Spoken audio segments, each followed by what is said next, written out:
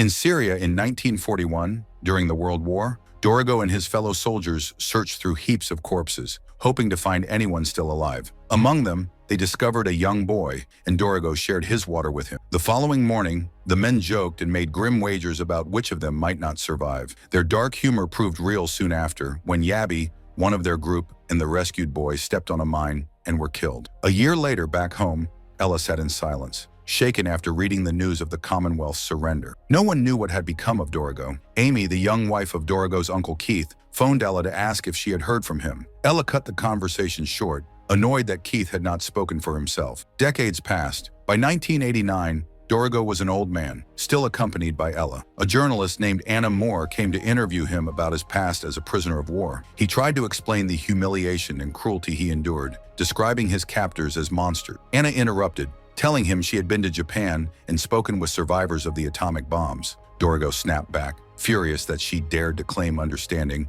when she had never experienced war firsthand. Afterward, Ella reminded him that the interviews were not just for memory's sake, but to support his upcoming book. She scolded him for being dismissive and pointed out that Anna was only a young woman trying to do her job. Years earlier, before the war, Ella had proudly introduced Dorigo to her parents at a party. Their relationship deepened, and after spending the night together, she worried aloud about his safety. He reassured her that, as a doctor, he would not be in direct combat. Eventually, he even asked for her hand in marriage. Still, another part of his life pulled at him. Back in his hometown, he encountered Amy, Keith's much younger wife. They attended events where conversations about poetry bound them closer. At one gathering, Dorigo read verses by Catullus to her. Amy confessed that her favorite was the line, "You burn me," and gave him a flower from her hair. Even in later years, Dorigo kept that flower pressed between pages. By 1943, Dorigo was no longer free. He was crammed into the back of a train with other prisoners, transported to Thailand. When they arrived at the camps, Major Nakamura declared that their suffering would redeem their honor if they built a railway for the emperor. The men were forced to clear forests and begin the brutal work. Before that grim chapter, there had been a brief, bittersweet weekend. Dorigo visited Keith and Amy, and Keith reminded Amy to watch out for him. That night, Amy took Dorigo to a club, and over drinks and music, they shared their stories. He spoke of Ella, and she described her life with Keith. The mood grew lighter as they danced, but later when they returned home, their closeness felt dangerous. After more drinks and talk about the singer Leslie Hutchinson, Amy asked if he thought of her as a friend. The moment made Dorigo uneasy, and he chose to leave. In the present day, Dorigo sat surrounded by papers, determined to finish his book. He carefully listed the names of the comrades he had lost, carrying their memory with him into his later years. At a charity dinner, Dorigo and Ella mingled with guests, including Lynette and her wealthy husband Rick. After listening to piano music, Dorigo slipped into an affair with Lynette. He believed they needed rules if the relationship was to last, while she wondered aloud if this was his first time betraying someone.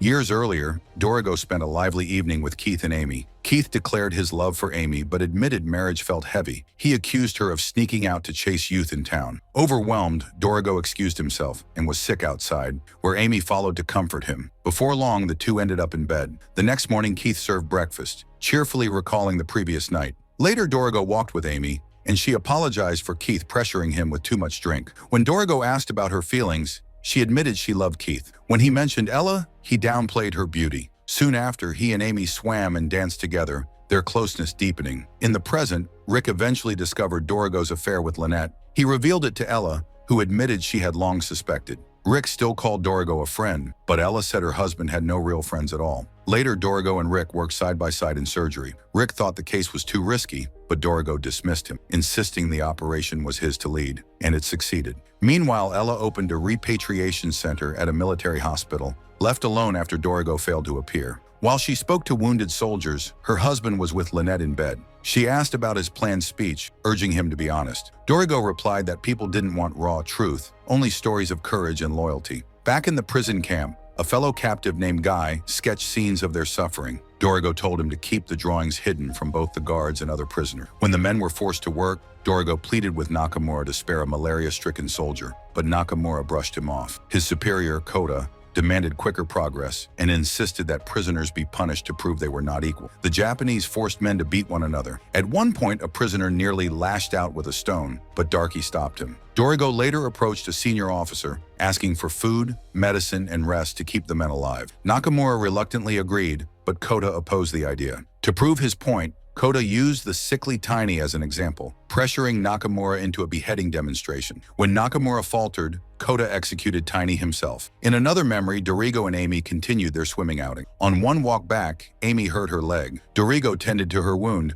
but his hands and lips lingered on her thigh until she asked him to stop. In the prisoner camp, Dorigo tried to save a fellow captive by amputating his leg. For a moment, it looked like the man might survive, but he bled out soon after and died. Years later, Dorigo faced a medical council hearing. During an operation, he had found cancer spread into a woman's liver. He removed what he could, but the procedure led to bleeding he later controlled. The complaint accused him of acting like God. Dorigo defended himself, saying people who wait for divine intervention often die, and that doctors, not gods, are the ones who truly save lives. Afterward, he confronted Rick in the hospital, accusing him of betrayal, since Rick was the one who had reported him to the council. Dorigo later sought comfort with Lynette. She mentioned Rick nearly lost a patient. Dorigo denied her version, insisting surgeons must keep emotions out of their work. Lynette, however, said she admired Rick precisely because he was capable of feeling. In a memory from the past, Dorigo went fishing with Keith and Amy. Keith claimed Amy had changed his life. On returning home, Amy argued with Dorigo, angry at his sudden attention toward Keith. When Dorigo replied that Keith was his uncle,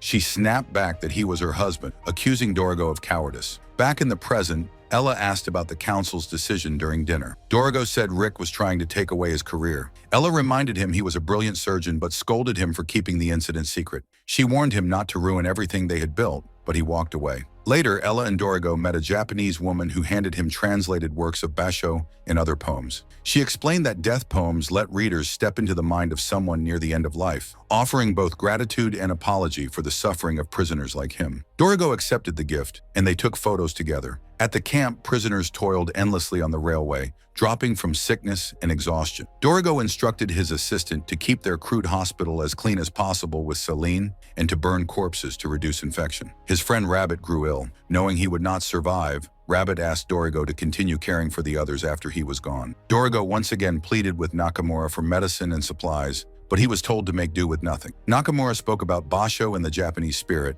insisting the prisoners would one day see their sacrifice as meaningful once the railway was complete. Dorigo countered, pointing out that cholera was spreading fast. Nakamura coldly replied that the British Empire had also been built on death. When Nakamura asked whether Dorigo had someone waiting for him, his mind went to Amy. He remembered inviting her to the beach, where she mentioned Keith's plan to run for mayor. When she asked about his future, Dorigo admitted he didn't know, though Ella already dreamed of a grand wedding. To please her, he arranged for a practice in a house near her family. After swimming, Dorigo returned to shower. Amy, after downing a drink at the bar, followed him upstairs. In the privacy of the bathroom, their restraint broke, and they gave in to their attraction. Back in the camp, Rabbit finally died. Dorigo leafed through his scrapbook before the bodies of Rabbit and other prisoners were carried out and burned. Ella rose from bed one morning and stared out the window, lost in thought. In the past, Dorigo's secret life with Amy was still unfolding. One day, Amy confessed she had once been pregnant by Keith, but chose not to keep the baby because she doubted her feelings for him. Keith never knew the truth and believed it was a natural miscarriage.